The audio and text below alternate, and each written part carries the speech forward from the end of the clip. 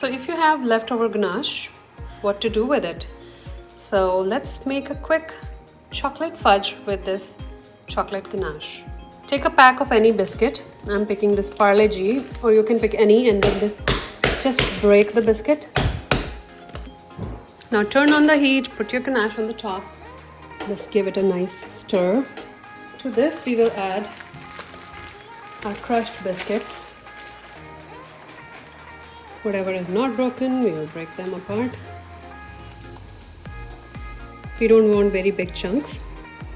To this I will also add some chopped almonds, some crushed walnuts. Give it a mix. This has warmed up nicely, coated nicely.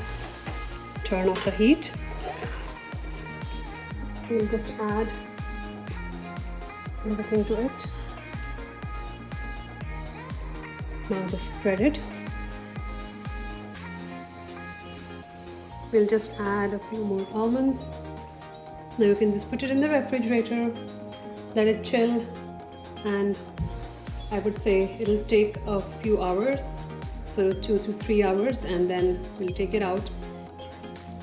So the fudge is ready. I have loosened it from the sides, and now we'll remove it.